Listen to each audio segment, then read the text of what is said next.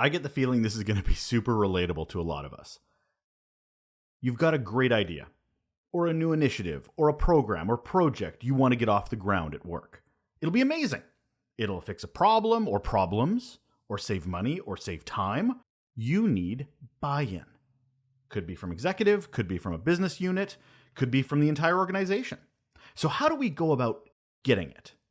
Getting buy-in. I've heard so many stories of people trying and failing at getting buy-in. And then the frustration. The frustration because it seems so obvious to us, but no one else gets what we get. They don't seem to understand what we know. I get it. My guest today also gets it, and she's going to help us. Hold on.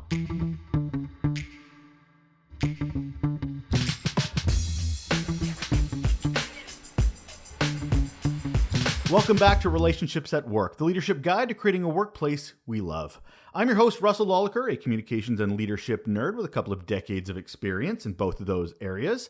Also, a heap, whatever measurement you want to use, of curiosity on how we can make the workplace a better place. And this show is a great resource for that.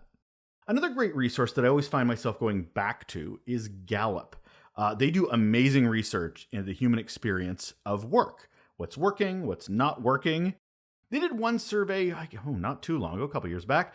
They found that 12% of employees think their company does a great job of onboarding. 12%. Now, when you hear a small number like that, you hear one thing. I am the person that is looking at the bigger number, the 88% that don't. That tells us something. That is huge. That is a huge number. And there are studies that continue to talk about how onboarding is actually more of a hindrance to the employee experience than actually helping with a great first impression and that best foot forward that organizations want to achieve and are just falling flat. I think the key problem here is that organizations look at onboarding as a one-off, as an isolated incident, rather than one step in the employee's journey within an organization. It needs to first start with hiring. Even before they start that onboarding process, that's their first impression. But once they're in there, it's a whole holistic look at onboarding to staying to exiting that really needs to be understood. One building off the other in the information that we get from those interviews, those stay interviews, those exit interviews, onboarding interviews. I've put together a series of interview templates that are going to help us with that. Let's understand what we promise as employers and leaders at the beginning, how we follow it up with check-ins, like those stay interviews, and then did we fulfill our promises to each other, employer and employee, in that exit conversation? Treating this as a partnership and an experience rather than cogs in a wheel? Check them out. Just go to my website, relationshipsatwork.ca, and at the top you'll see a tab for free interviews. Just grab them there. And I'd really love to hear your thoughts on those and how you're using them. Some other thoughts we'd love to hear are why executives, colleagues, leaders aren't getting it when it comes to our great ideas, projects, programs. We know these are great. We know they're going to do well for the organization, but we're getting no buy-in. People don't seem interested. They don't seem to understand. We talk a lot about buy-in, but I don't know if we talk enough about how to actually get it. I remember once talking to a room full of very smart, very brilliant communication experts, and they were all frustrated that their particular type of work wasn't being valued and recognized by their leadership. And these are communications people, so they literally have the skills to communicate what they do, and they're frustrated. So what hope do the rest of us have? Carly, my guest today, this is what she does. She works within organizations to get them to understand those new ideas, those new concepts, all the change that we're trying to make. And she's helping us with some tactics and mindset shifts that are going to help us get that buy-in. Over to Carly. And on the show today, we have Carly Basian, and here is why she is awesome. She's the Continuous Improvement Manager for Toronto Metropolitan University's Office of the Registrar, overseeing 150 plus staff across 10 plus departments. It's called delegation, Carly. Carly is the Director of Education at 4L Academy, leading strategy and curriculum design for all instructors. She also has a background in education and leadership, teaching, and psychology, and she's here. Hi, Carly. Hello, Russell. Thanks for having me today. Thrilled to have you on. Today we're going to talk about buy-in, which is such an interesting topic that people just, it seems to be such a thing people can't get their heads wrapped around. So I'm thrilled to talk about it today. But Carly, you don't get off the hook on the first question that I have to ask all of my guests, which is, what's your best or worst employee experience?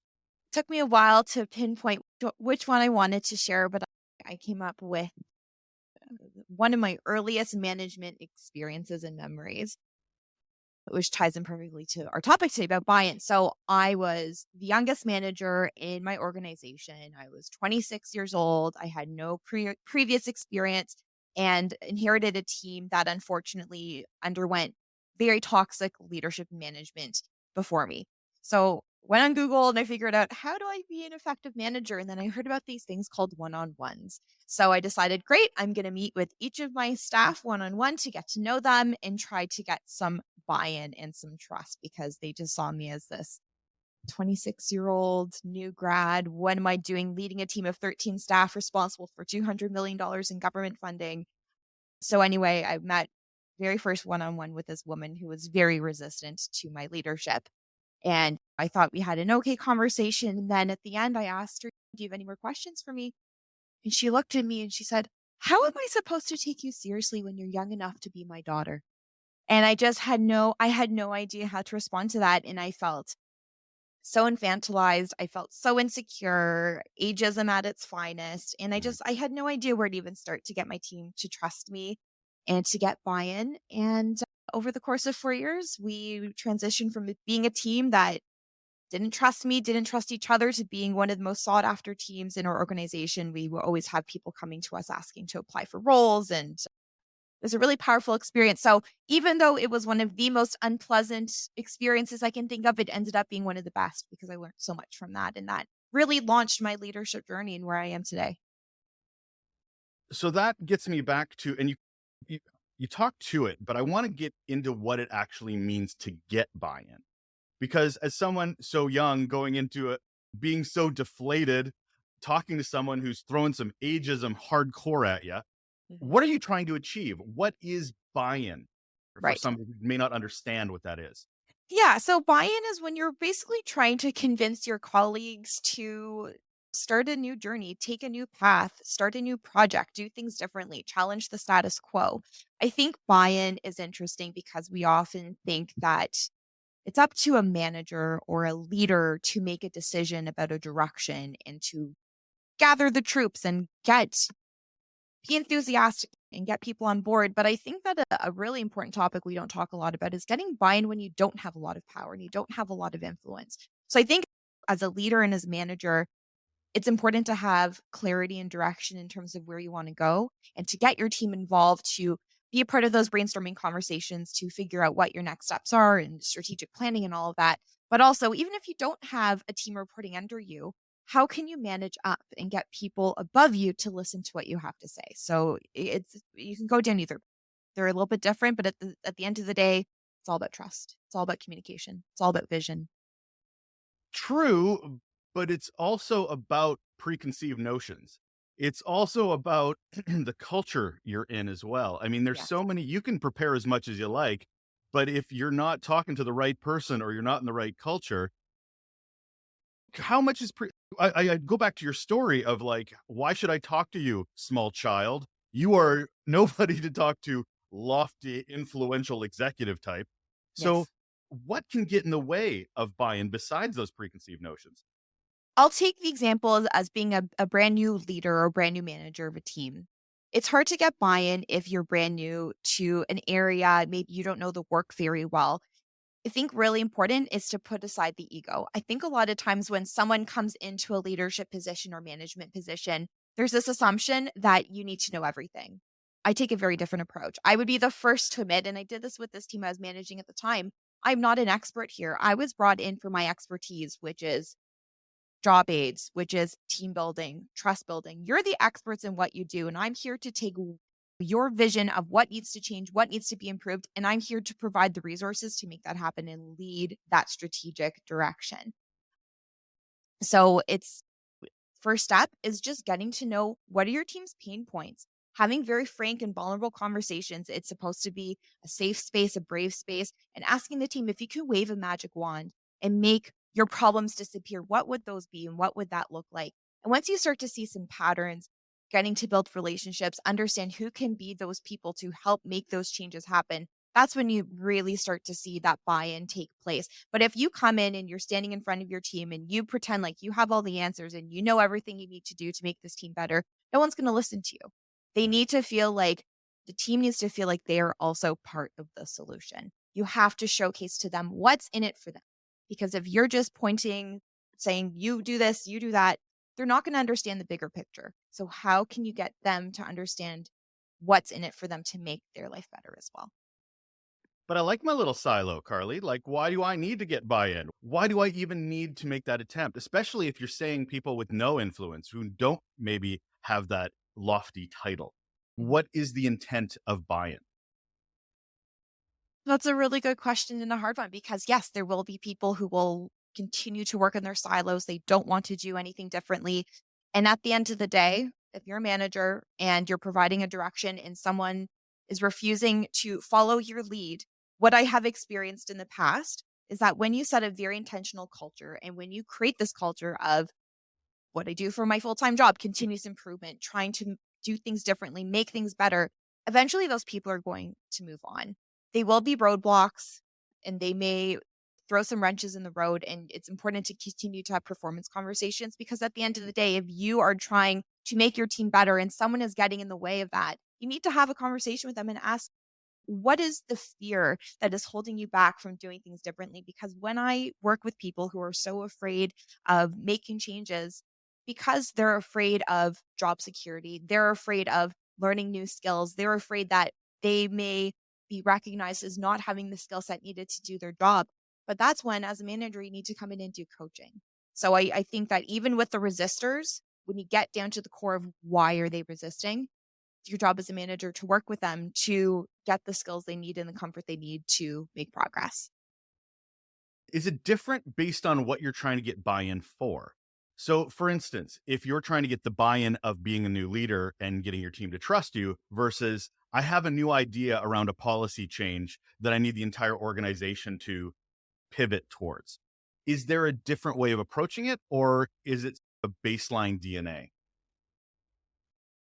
There's definitely a different approach because in one circumstance, when you're manager of a team, you have full authority in making changes. You have full authority in those decisions. When you are coming in as an external person and saying, I have this idea. I know I have no authority over the matter, but I think if we do this, you'll see some really wonderful result. At the end of the day, you don't have a final decision in making that change. So that's what I do right now. I'm an internal consultant at Toronto Metropolitan University and I'm there to provide insight and perspective for different teams. And at the end of the day, I don't get to make the final decision. So the difference when you're coming in as an outsider, your number one step is to make relationships, build those relationships. Because if I'm coming in and you don't know the right stakeholders, you don't know the right people to speak to, someone gets an email from me, they've never seen my name before, they're not going to be that interested. But if I have taken the time to get to know them, get to know their problems, get to know their team, showcase what experiences I have and what I have brought forward to other teams, it's going to make that process easier. But at the end of the day, when you are providing direction and advice to an external group of people, an external employee from your team, you need to go in with the expectation that it may not be as easy as when you're managing a team and you have full authority over that team. So let's pivot a bit to that exterior team because you don't necessarily come in knowing as much about who you're trying to sway, for lack of a better word. Say you're going to executive for the very first time to get them to Yes. buy into your idea. Here's your opportunity there, leader wannabe. So, how do you prepare yourself before you go into a room that can be pretty intimidating for a lot of people to get that buy In in? For sure. Lots of pre-meeting conversations. It's important to plant the seeds because if you're coming in and you're presenting to a group of people, a group of executives, they're busy. They have a very clear idea of what needs to happen. If you are not on the same page as them and you do not understand what they are looking for, you're already going to lose. A lot of time when someone is trying to propose an idea, a project, doing something differently, we get into this trap of thinking about what's in it for me. But when you're coming in as an external person, you need to shift to what's in it for them. And when you can identify what are their pain points, what are their trigger points, and how can I make their life easier, that's how you're going to get buy-in. So when you're meeting with an executive, so let's talk about, let's say you want to change a policy because it's not working for your team and you're trying to find a bridge between your team and this other team and the executive of this other team. If you come in and say, these are the problems that my team is having, and this is my proposal for fixing it, and this is what we need to do to make it happen, they're going to be met with a lot of defensiveness because you have no idea what the implications are for those changes for the other team. So to be able to have a sit down conversation and understand, okay, what do you need from us to make things better? Understanding that these are our constraints and these are our limitations. How can we find a middle ground? So again, making it about how we can make the other person's life easier and not just yourself or your team. So I would suggest, first of all, those pre-conversations are a good one. And then not just making it about you and your team, but what's in it for them, because they're going to get they're going to be a lot more interested and much more willing to play fair if you're going to meet them halfway. I'd also, and I'm going to flash my communications brain here a bit, make it short. Do not go in there and go, I have 2,700 PowerPoint slides to try to get you to go to buy in for this. Yes. Get in, get out. Once you hear yes, move out. Yes. I'm talking after yes. Absolutely. And a very simple framework you can use is you sit down and you say, okay, current state, what's working, what's not working. Let's focus on one or two things about what's not working. What would it look like if it was working? And what would it take to get there? High level, 3 or 5 things. And you just keep it very short and you focus on the vision.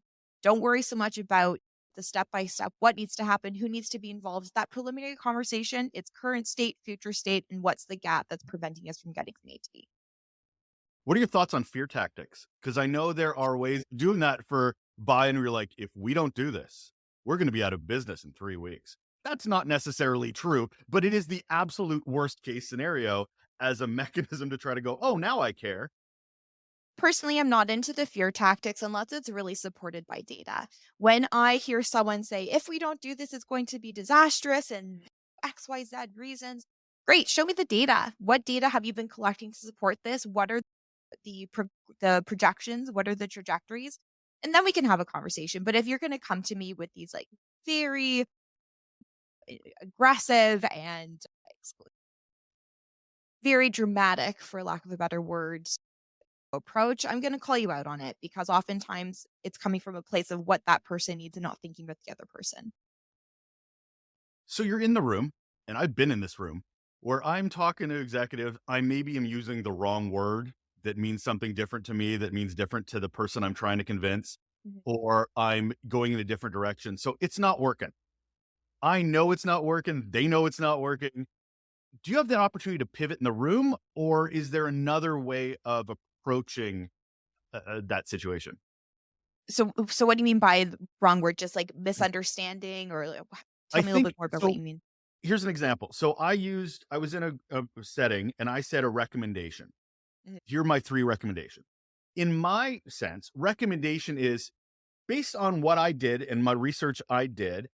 These are the 3 things you should consider as executive. In their mind, I'm literally telling them to do these 3 things because recommendation to them was we have to do this or something bad will happen or we'll be behind the times or whatever. Well, I'm thinking it's a lot more of a nudge. They're thinking it's a lot more aggressive of a statement based Right. on just the word recommendation. Mm-hmm. So I'm like, okay, so I needed to not use that word. Yeah. Either softer language. It was a thesaurus exercise, but Yeah. still in that room, I knew I had lost them. And Right. I only realized I'd used the wrong word 15 minutes till after I walked out of the room. Right. So it depends if you're catching that in the moment or afterwards. So I actually had a very similar experience just a couple weeks ago. I had come forward proposing a recommendation, as you just said. But the manager that I was proposing this to, like, your example, took it as a directive and got very defensive and very angry. So in the moment, diffused the situation and called it out and said, you know what?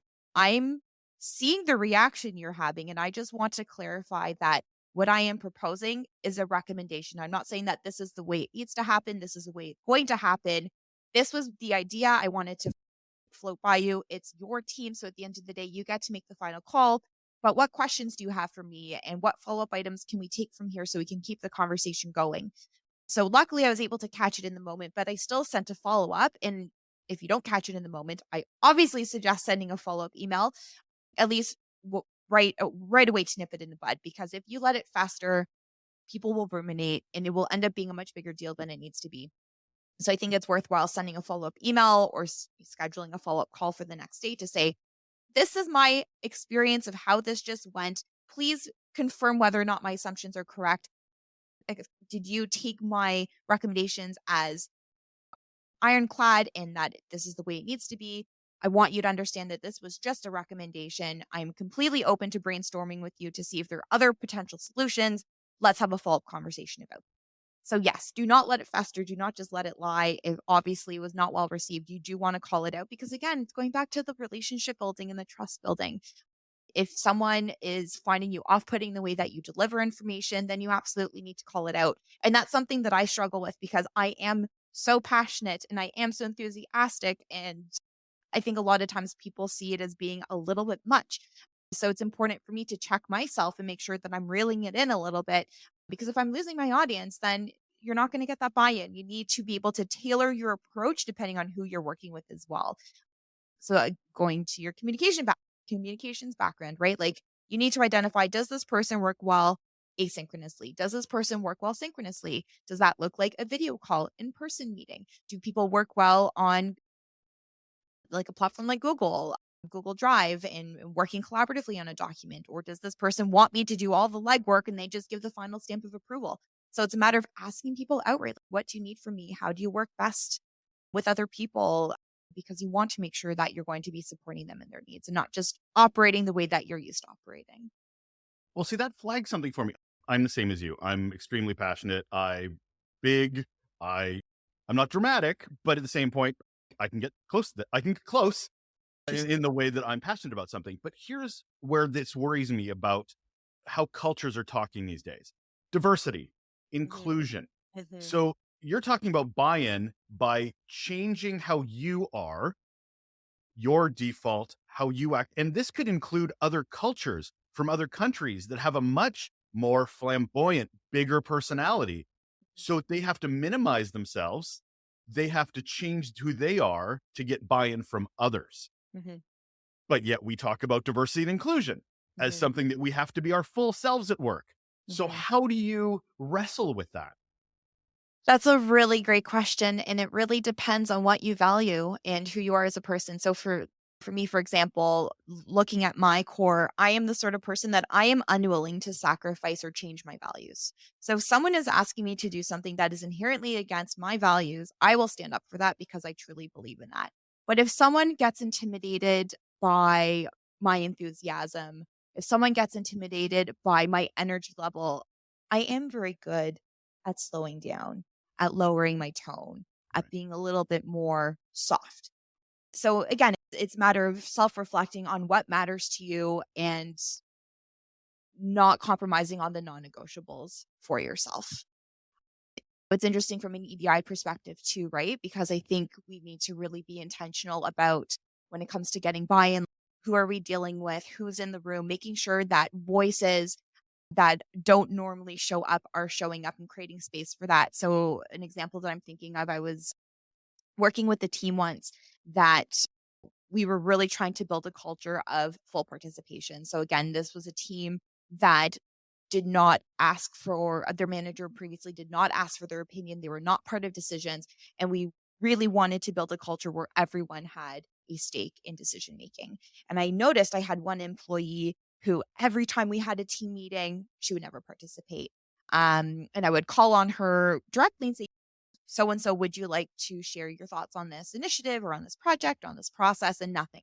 So she ended up pulling me aside one day and said, Carly, I just want to explain to you, like in my culture, it's considered very disrespectful if I speak up against what my manager is proposing.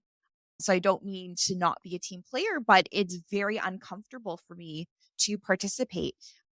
So I asked her, is this something that you would like to work on? Would you like me to continue to challenge you? Because I'm hoping that you see that I am trying to create a brave space here. And I want you to feel safe enough to be able to share your thoughts. And it was something that she was interested in working on. So we did lots of coaching, and through my one-on-ones, we would role play, and I'd give her prompts, and she would give me cues if she was interested in sharing her thoughts in a team meeting or not. So with that employee, for example, she was willing to work on it. But if you are working with someone who is not interested in that, you need to know how much to push, but also when not to go over and draw and cross the line there. So again, it's a matter of having honest conversations and transparent conversations to make sure that you're nudging the right people in the right direction. Have you ever seen a situation where somebody thought they had buy-in, but they didn't? Yes. Currently helping a senior executive with that right now. Yeah, she's incredibly smart. She's incredibly strategic. She has a very clear sense of what needs to change and how it needs to change. But when it comes to change management, it's all about the heart. And when you're coming in to say, we're automating this process, or we're getting rid of this process, or we're looping in these two new people to help support you, people become very personally attached to their work and defensive and are very unwilling to let people in. So when you are coming in just thinking about the business operations and not considering the human impact on those changes, you have major problems. How do you convince or at least get people to understand that this is a long game? Because buy-in is, as you were saying right off the top, it took 4 years for this particular team to be this beacon of people to come to and stuff. But 4 years. A lot of Yes. people leave in 4 years and come back in 4 years on the team in executive. So Yes. how do you handle the long game? One of my earliest and most important lessons as a manager is if you make changes too quickly, it's going to blow up in your face. You don't have enough experience, you don't have enough context to be able to implement changes effectively. When it comes to getting buy-in, and when I think of buy-in, I think a lot about change management. I think a lot about process improvement. So that's the context that I'm bringing here. I always say to people leaders, give yourself at least 6 months to a year to just observe. Get to know your team, get to know the dynamics, get to know the history, get to know how people work, who works well together, who doesn't work well together, and really just be an internal spy. Be the fly on the wall, let people run the show, and obviously step in when you need to and make sure that people are on track. But don't be so worried about creating all these changes off the bat because you might be solving the wrong problems. It is a long-term investment. So when you give yourself permission, 6 months to a year, it's okay if I don't make any groundbreaking changes. It's okay if I don't implement all these new policies. It's okay if my team doesn't do a full 180 flip in terms of how we operate. And knowing that investing the time and getting to know the team, getting to know the work, your results will be far more impactful down the road rather than coming in and making changes. And we've seen this, right? We have seen leaders come in who within 3 months complete reorg, changes people's responsibilities without understanding who has what skills. People become disgruntled, you lose engagement, you lose trust. And it is so much harder to gain trust once you've ruined that relationship rather than starting on a neutral level and seeing a really fast positive trajectory in terms of working together as a team collaboratively when you go slow and steady wins the race. So how do you keep that buy-in? Is it a matter of just checking in with the relationships you're establishing over time? Is it like what is the it's a long game, but you do that first pitch and then do you just put it in a calendar and say, "Hey, every 3 months I need to send you an email going, do you still love me?" Yeah, it depends. When it's team based, for example, so I have worked on teams where we worked very closely with other units that, again, I had no authority over, but I needed them for my team to be successful. We would have monthly team builders. So we would bring the whole team, managers, directors, individual contributors all together to just do fun activities. So that's one way of establishing those connections. It's also a matter of having check-ins. Usually I would do bi-weekly with the management group just to see how are things going? What are you hearing from your team? Because you don't want to assume that things are still going well. things change all the time. People come and go, projects come and go, processes change. So having just a reoccurring biweekly check-in with the same sorts of questions, what's working, what's not working. A great framework I like to use as well as a stop, start, continue. So what's something that we need to stop, something that we want to start doing that we're not, and something that's going well we want to continue. That's another strategy that you can use. With projects in particular, I take a little bit of a different approach. So similar sorts of reoccurring meetings, team builders, but I also am a big fan of pre-mortems and post-mortems. So pre-mortems are getting all the stakeholders in the same room and brainstorming what could go wrong. Right. If we're starting this project, what are the potential roadblocks and how can we overcome them? So we're preparing ourselves. When you work through problems together, it's a great way of establishing connection. So that's a great way to build that trust, especially if you're maybe working with a new team or with new individuals you haven't worked with before. And then postmortems, taking a look back, looking at the project, looking at the process, what worked, what didn't work. For the things that didn't work, if we're going to be working on similar work in the future, what can we do to prepare ourselves and set us up for success down the road? So those are also great strategies that you can use. But yes, you cannot assume that things are still going smoothly. Having check-ins, having team builders, pre-mortems, post-mortems, absolutely essential. But it also helps if you're the right person to try to get buy-in, because I've been in rooms where a presenter and I'm like, oh, you are not the person to be talking about this. You are either a horrible presenter or you talk too technical or you don't get the emotion of what you're trying to sell. Like they could be the most brilliant person in the room, but they are the worst person to get buy-in from. So Yes. how do you know you're that person? And what are a few things you need to do to go, I need to do this assessment before I realize I am? Yeah. Communication's huge, right? And you're the expert in that. So for sure, when you're going to pitch an idea to someone, let's say you're creating a slide deck or you want to have a call with someone, it's great to have one or two people in your network that you know will give you good, honest advice. Ideally, someone, if you're working for a large organization, someone who's not on your team but knows the players that you're working with. So they have that additional context.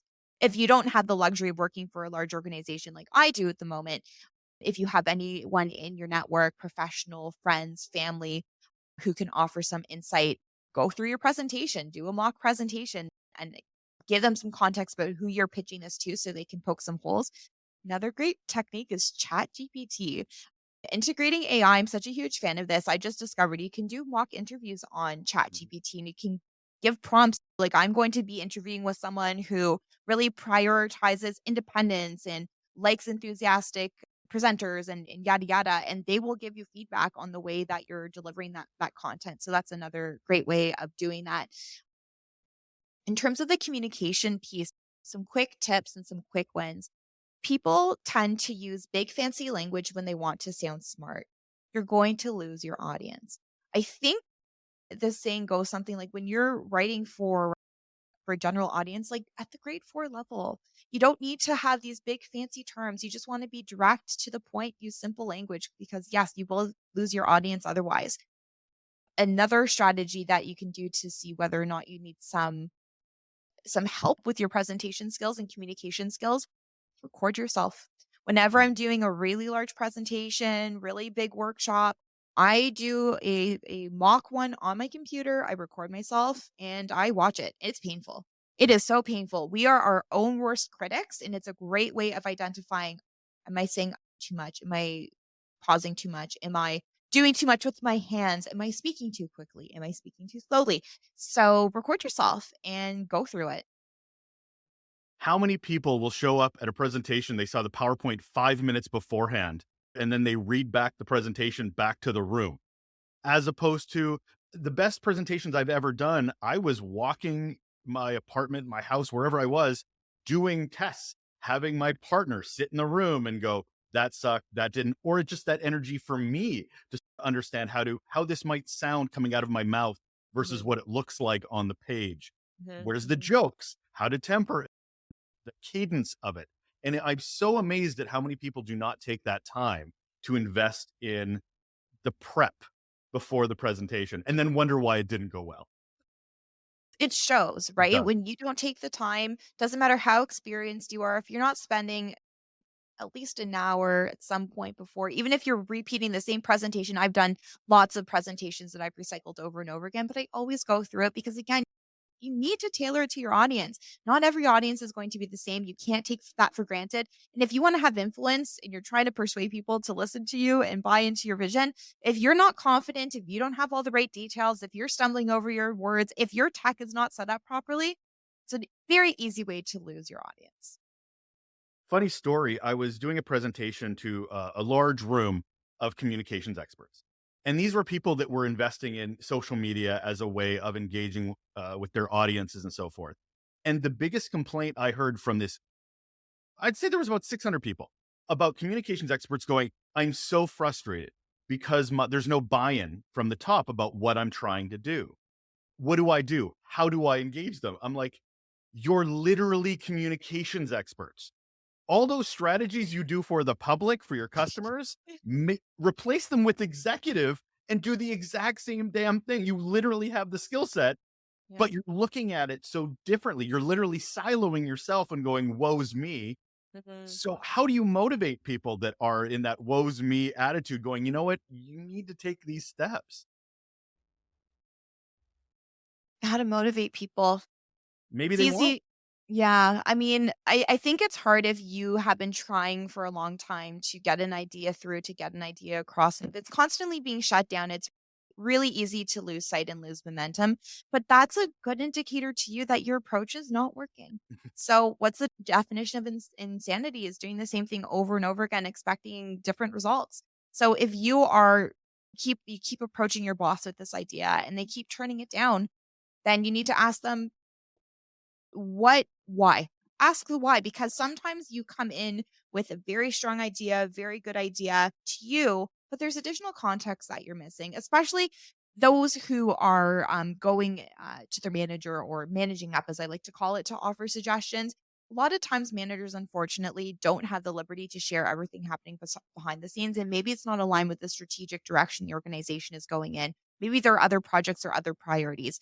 That's another good learning that I learned early on in my career as a manager. Lots of ideas about how I can make my team better and how it can fit into the larger organization. So I would often go to my boss with a lot of ideas and a lot of suggestions because it felt urgent to us. It felt urgent to my team. It felt urgent to our needs. And my boss would very politely say, I understand it's a priority for you, but you have to understand, as your boss, it is not a priority for the organization. And here's why. So sometimes just getting the answer why, it allows you to be at peace with why your ideas are not being put forward. But then there's also the flip side of that, where your ideas are excellent and actually would benefit the organization and it is aligned. And if your manager keeps shooting you down and saying, nope, I don't like that idea, ego is a big thing, right? A lot of people have ego, and if it's not their idea, they're not going to go through with it. So what I like to do through my consulting is, I don't have the ego. So if I can find a way to change my idea and morph it so that they think it's their idea. Mm. So planting the seeds so that they eventually come to the same conclusion that you have. It's a little bit manipulative. It is It's a lot incredibly manipulative, for sure. effective. Yes, but it is incredibly effective about, okay, instead of me saying, hey, Russell, I really want to implement this new process. It's going to benefit us. Here are the reasons X, Y, Z. Instead, I say, Russell, this process, what about it doesn't work? What makes it challenging for you? How could this process change to make your life easier? And oftentimes they're going to be on the same page. And then when they think it's their idea, wow, Russell, what a great idea. How about I run with this and I'll put a draft together for you? Take a look at it and let me know if you want me to move forward with it. Makes your life easier. You're winning because your ideas are being executed. So who cares if someone else gets the credit? At the end of the day, if you really care about your organization, you care about your team, you're just going to do it. Doesn't matter who said it. You're just going to do it. Is there a point where you give up? Like where it's just, you know what? Buy-in's just never going to happen. Get off this Yes. crazy train. Yes, absolutely. Sunk cost fallacies is very real. A lot of times we invest so much time, so much energy into something. And because we invested so much time and energy, we don't want to give it up. But you're just doing more damage by trying to drill it in over and over again. You're going to damage relationships. It's not worth your time.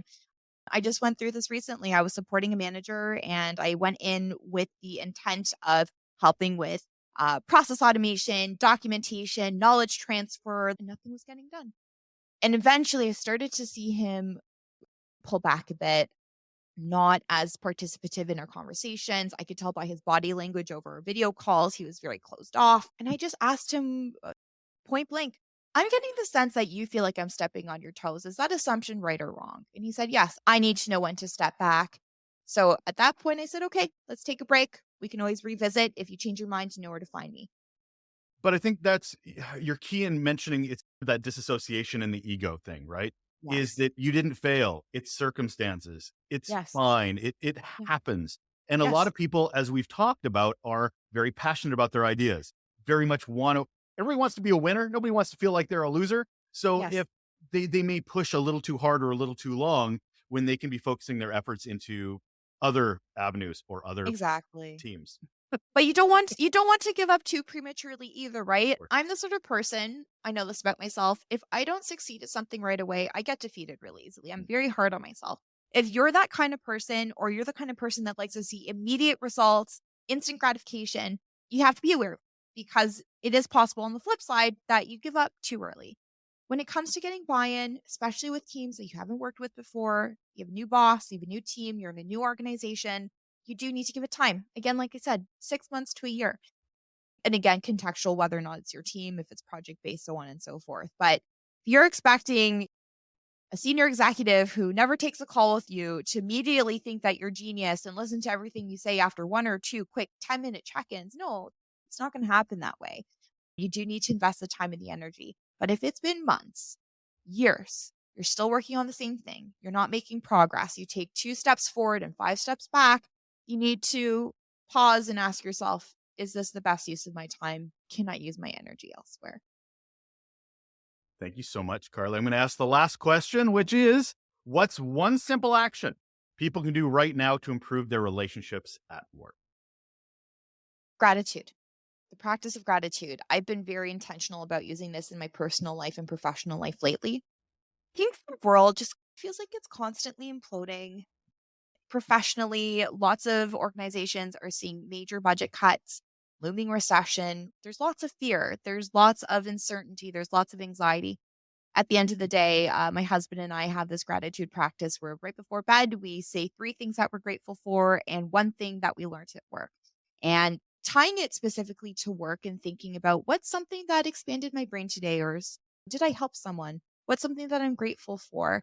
It just really puts things into perspective, and just focusing on the negative helps clear all the clutter. That's Carly Basian. She is the Continuous Improvement Manager for Toronto Metropolitan University's Office of the Registrar. She's a change influencer and consultant and all the good things to help you get buy-in. Thank you so much, Carly. Thank you so much, Russell. That's it. That's all. That's a bow. That is a check mark. That is done. Another episode of Relationships at Work, the leadership guide to creating a workplace we love. I'm Russell. Again, thank you so much for joining me on your commute, on your run, on your walk, whatever break in the day you have to listen in to learn a little bit better about how we can do better in the workplace. I always appreciate that time. And if I can ask one little extra favor, if you've enjoyed this episode or any of the episodes of Relationships at Work, tell others. Just one other person maybe, whether it's in a text message, an email, a little link, a little nod, a little conversation starter. However you'd like to, I would really appreciate it if you could just get the word out a little bit more. It always helps the podcast grow, and we're always trying to do that. Just get a little bit more momentum, and I really, really appreciate you helping with that. Take care.